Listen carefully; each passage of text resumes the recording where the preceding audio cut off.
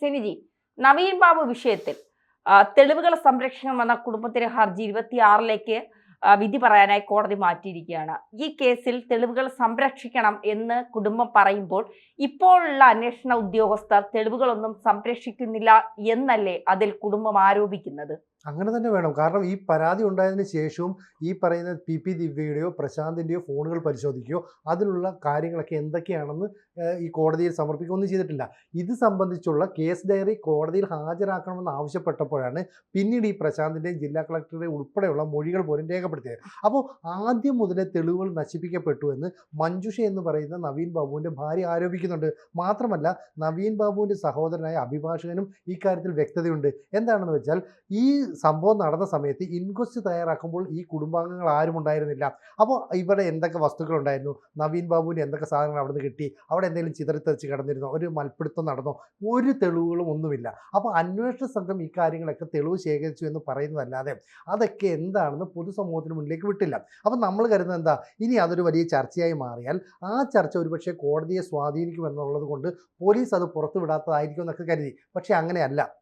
CPM-ൻ്റെ കണ്ണൂർ ജില്ലയിലെ ചില നേതാക്കൾ ആ കാലം മുതൽ തന്നെ, അതായത് ഈ സംഭവം ഉണ്ടായ ആ ദിവസം മുതൽ തന്നെ പി ദിവ്യ എന്ന് പറയുന്ന നേതാവിനെ സംരക്ഷിക്കാനുള്ള നിലപാടാണ് സ്വീകരിച്ചത്. മാത്രമല്ല പ്രശാന്ത് പിന്നീടാണ് ഈ പരാതി നൽകിയതെന്നും പ്രശാന്ത് കള്ളത്തരമാണ് കാണിച്ചതെന്നും ഒക്കെ വ്യക്തമായി. പക്ഷേ യാതൊരു നടപടിയും ഉണ്ടായില്ല. ഇത് ഒരു കോൺഗ്രസുമായി ബന്ധപ്പെട്ട ഒരു വ്യക്തിയോ BJP-യുമായി ബന്ധപ്പെട്ട ഒരു വ്യക്തിയോ ആയിരുന്നെങ്കിൽ നമ്മുടെ മാധ്യമങ്ങളടക്കം വലിയ ആഘോഷമാക്കി അത് മാറ്റിയേനെ. അപ്പോൾ എന്തുകൊണ്ടാണ് നമ്മുടെ മാധ്യമങ്ങൾ പോലും നമ്മുടെ ചുറ്റുവട്ടത്തുള്ള ആളുകൾ പോലും നിശബ്ദരായിരിക്കുന്നത്? അപ്പോൾ സംസ്ഥാനം ഭരിക്കുന്ന സർക്കാർ, അവരുമായി ബന്ധപ്പെട്ട CPM എന്ന പാർട്ടി ഇവർ വിചാരിക്കുന്ന പോലെ കാര്യങ്ങൾ നീങ്ങും എന്നുള്ളത് കൊണ്ടാണ് ഈ കാര്യങ്ങളൊന്നും തന്നെ വലിയ വിവാദമായി മാറാത്തത്. മാത്രമല്ല ഈ നവീൻ ബാബു ഓട്ടോയിൽ ഇറങ്ങി അങ്ങോട്ടേക്ക് പോയി അവിടെ ആരെ കണ്ടു, എങ്ങനെ വന്നു, ഇതൊന്നും നമുക്ക് വ്യക്തമല്ല. ഈ നവീൻ ബാബു തൂങ്ങി മരിക്കാൻ ഉപയോഗിച്ച കയർ എവിടെ നിന്ന് വാങ്ങി, അതും നമുക്കറിയില്ല. അപ്പോൾ ഒരുപാട് സംശയങ്ങൾ ആ കുടുംബത്തിനുണ്ട്. അതുകൊണ്ടാണ് പറയുന്നത് ഈ സംഭവം ഉണ്ടായതിനു ശേഷം പി ദിവ്യ ആരെങ്കിലുമൊക്കെ ബന്ധപ്പെട്ടിട്ടുണ്ടാകാമല്ലോ. സ്വാഭാവികമായി രാവിലെ നവീൻ ബാബു മരിച്ചു. പി ദിവ്യ എത്ര പേരെ ഫോൺ ചെയ്തിട്ടുണ്ടാകാം, അല്ലെ പി ദിവ്യക്ക് എത്ര പേരുടെ ഫോൺ വന്നിട്ടുണ്ടാകാം. മാത്രമല്ല പ്രശാന്തന് അതിനകത്ത് കള്ളക്കളി നടത്തണമെങ്കിൽ ചില ഓപ്പറേഷൻസ് നടക്കണമല്ലോ. കാരണം അഴിമതിക്കാരനാണ് നവീൻ ബാബു എന്ന് വരുത്താനായിട്ട് കൈക്കൂലി മേടിച്ചു എന്ന് പറഞ്ഞ് ഇമെയിൽ വഴി ഒരു പരാതിയൊക്കെ നൽകി. ഈ പരാതി നൽകണമെങ്കിൽ ഇതിൻ്റെ തന്ത്രം ഓതിക്കൊടുത്ത ചിലരുണ്ടാവില്ലേ, അവരുമായിട്ടുള്ള ഫോണിൽ കമ്മ്യൂണിക്കേഷൻ ഉണ്ടായില്ലേ. അപ്പോൾ ഈ തെളിവുകളെല്ലാം തന്നെ നഷ്ടപ്പെടാതിരുന്നെങ്കിൽ മാത്രമേ കാര്യങ്ങൾ കൃത്യമായി മുന്നോട്ട് പോകുമെന്ന് അറിയുന്നുള്ളൂ. ഇവിടെ എന്താ നവീൻ ബാബുവിൻ്റെ കുടുംബം ആവശ്യപ്പെടുന്നത്, CBI പോലെ ഒരു കേന്ദ്ര ഏജൻസിയുടെ അന്വേഷണം ആവശ്യമാണെന്ന്. പാർട്ടിയുടെ സംസ്ഥാന സെക്രട്ടറി MV ഗോവിന്ദൻ പറയുന്നു അതിൻ്റെ ആവശ്യമില്ല. സ്പെഷ്യൽ ഇൻവെസ്റ്റിഗേഷൻ ടീമിൻ്റെ നീക്കം വളരെ കൃത്യമാണ്, സർക്കാരിന് അവരിൽ വിശ്വാസമുണ്ട്. അപ്പോൾ വിശ്വാസമുണ്ട് എന്ന് പറഞ്ഞാൽ സർക്കാർ വിചാരിക്കുന്ന പാതയിലൂടെ, സർക്കാർ വിചാരിക്കുന്ന രീതിയിലെ അന്വേഷണം നീങ്ങും. ഈ CBI പോലെയുള്ള കേന്ദ്ര അന്വേഷണ ഏജൻസി വന്നാൽ ഈ കേസ് ഡയറി ആദ്യം മുതൽ തന്നെ അട്ടിമറികളിലൂടെയാണ്, അല്ലെങ്കിൽ ഒരുപാട് ഈ വെട്ടിത്തിരുത്തലുകൾ നടത്തി. അപ്പോൾ ദുരൂഹതയല്ലേ അവിടെ സൃഷ്ടിക്കപ്പെടുന്നത്?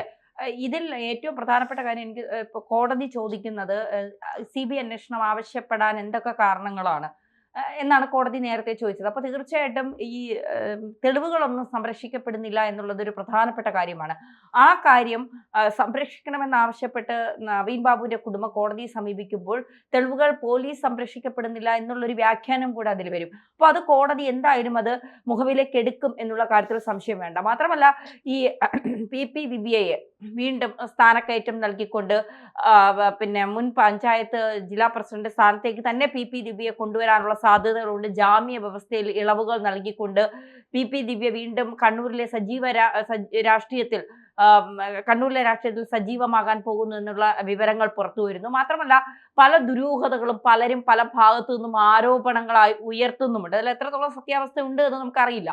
എങ്കിൽ പോലും അതിൽ പറയുന്ന പേരുകൾ, MV ഗോവിന്ദന്റെയും മകന്റെയും ശ്യാമളയുടെയും പേരുകൾ, MV ജയരാജന്റെ പേരുകൾ, മാത്രമല്ല ജയരാജൻ ഇപ്പോൾ ദിവ്യയെ സംരക്ഷിക്കുന്ന നിലപാട് സ്വീകരിക്കുന്നു. കുടുംബം തന്നെ ഇത്തരത്തിൽ ആരോ കെട്ടിത്തൂക്കി കൊന്നതാണെന്നുള്ള ആരോപണം ഉന്നയിക്കുമ്പോൾ ദിവ്യ സേഫ് ആയില്ലേ എന്നാണ് MV ജയരാജൻ ചോദിക്കുന്നത്. അതായത് ദിവ്യ ഇത്തരത്തിൽ അധിക്ഷേപിച്ചത് കൊണ്ടാണ് നവീൻ ബാബു ആത്മഹത്യ ചെയ്തത് എന്നാണല്ലോ ഇതുവരെ പറഞ്ഞത്. അപ്പോൾ കെട്ടിത്തൂക്കി കൊന്നു എന്ന് പറയുമ്പോൾ ദിവ്യയ്ക്ക് അതിൽ പങ്കില്ല എന്നുള്ളത് കുടുംബം തന്നെ പറയുന്നില്ലേ എന്നുള്ള ഒരു ചോദ്യവും MV ജയരാജൻ മുന്നോട്ട് വയ്ക്കുന്നുണ്ട്. അപ്പോൾ തീർച്ചയായിട്ടും പത്തനംതിട്ടയിലെ ജില്ലാ കമ്മിറ്റി ഉൾപ്പെടെ ഇപ്പോൾ കുടുംബത്തെ കൈവിട്ട ഒരു സ്ഥിതിയാണ് നിലവിലുള്ളത്. ഇപ്പോൾ പോരാടാൻ മഞ്ജുഷയും കുടുംബാംഗങ്ങളും മാത്രമേ ഉള്ളൂ. നവീൻ ബാബുവിന്റെ മരണം എങ്ങനെയാണ് സംഭവിച്ചത് എന്നറിയാൻ കുറച്ച് മാധ്യമങ്ങളും അവർക്കൊപ്പമുണ്ട്. ഇപ്പോൾ സിരിജി നേരത്തെ പറഞ്ഞതുപോലെ അതിപ്പോ ഏതെങ്കിലും BJP-യുടെ ആരെങ്കിലുമാണ് ഇത്തരത്തിൽ അവഹേളനം നടത്തി ഒരാൾ ആത്മഹത്യ ചെയ്തത്, അല്ലെങ്കിൽ ഒരാളെ ആരെങ്കിലും ദുരൂഹ സാഹചര്യത്തിൽ കൊലപ്പെടുത്തിയതെങ്കിൽ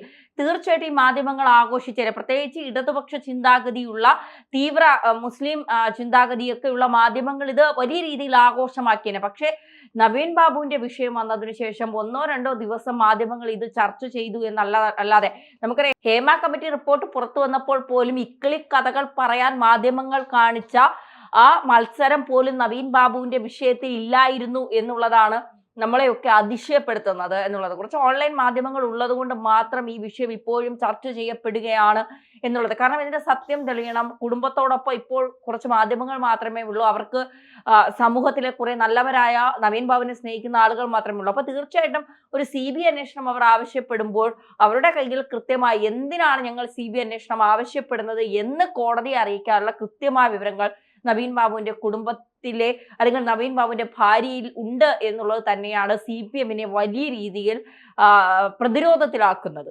ശരിക്കും പറഞ്ഞാൽ CPM ഏതാണ്ട് ഈ മഞ്ജുഷയുടെ കുടുംബത്തെ കൈവിട്ട അവസ്ഥയിലാണ്. കാരണം അവർക്ക് ആവശ്യം PP ദിവ്യയും പ്രശാന്തിനെയും പോലെയുള്ള ആളുകളെ സംരക്ഷിക്കുക എന്നുള്ളത് തന്നെ. കാരണം 1 വർഷം മാത്രമേ ഉള്ളൂ തദ്ദേശ തെരഞ്ഞെടുപ്പിന് ഇനി അവശേഷിക്കുന്നത്. ഈ സമയത്ത് CPM ഇത്രയും വലിയ മോശം പ്രവൃത്തികളാണ് ചെയ്തതെന്നും ഈ നേതാക്കളെയൊക്കെ അനാവശ്യമായി സംരക്ഷിച്ചെന്നും വന്നാൽ ജനങ്ങൾക്ക് മുമ്പിൽ പാർട്ടിക്ക് വലിയ അവഹേളനം ഉണ്ടാകും. അത് ഒഴിവാക്കാൻ വേണ്ടി എന്തൊക്കെ ചെയ്യാമോ ആ രീതിയിലുള്ള കാര്യങ്ങളുമായി മുന്നോട്ട് പോകുന്നു. അപ്പം സ്വാഭാവികമായിട്ടും മഞ്ജുഷ പറയുകയാണ് ഈ കോടതിയിലേക്ക് ചെല്ലണം, കോടതിയിലേക്ക് ചെന്നിട്ട് ഈ തെളിവുകളൊക്കെ സംരക്ഷിക്കണം. കാരണം ഫോൺ വിളിച്ചതിൻ്റെ രേഖകളടക്കം സംരക്ഷിച്ചില്ലെങ്കിൽ വലിയ പ്രതിസന്ധിയും വലിയ പ്രശ്നവും ഈ രാഷ്ട്രീയ പാർട്ടികൾക്കൊക്കെ നേരിടേണ്ടി, അല്ലെങ്കിൽ ഈ പറയുന്ന മഞ്ജുഷയ്ക്ക് നീതി കിട്ടാതിരിക്കാനുള്ള അവസ്ഥയുണ്ടാകും. അത് പാടില്ല. ഇവരുടെ ഫോൺ രേഖകൾ പരിശോധിക്കണം, ഈ തെളിവുകളൊക്കെ കൃത്യമായി സംരക്ഷിക്കണം.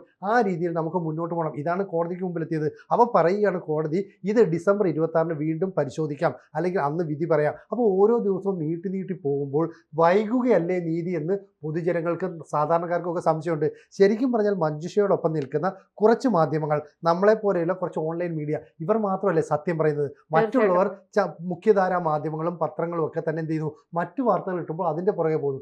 ഏതോ ADM, ഏതോ നവീൻ ബാബു എന്ന രീതിയിൽ കാര്യങ്ങൾ മാറിയില്ലേ. പക്ഷെ നവീൻ ബാബു എന്ന് പറയുന്നത് മഞ്ജുഷയെ സംബന്ധിച്ച് അവരുടെ പ്രിയപ്പെട്ട ഭർത്താവാണ്, അവരുടെ മക്കളെ സംബന്ധിച്ച് പ്രിയപ്പെട്ട അച്ഛനാണ്. ഈ അച്ഛനെ എന്തിനാണ് ഒരു പാർട്ടിക്കാർ, അവർ വിശ്വസിച്ച പാർട്ടിക്കാർ തന്നെ ഈ ചതിച്ച് ഇല്ലാതാക്കിയത്? അതിന്റെ സത്യം പുറത്തു വരണം.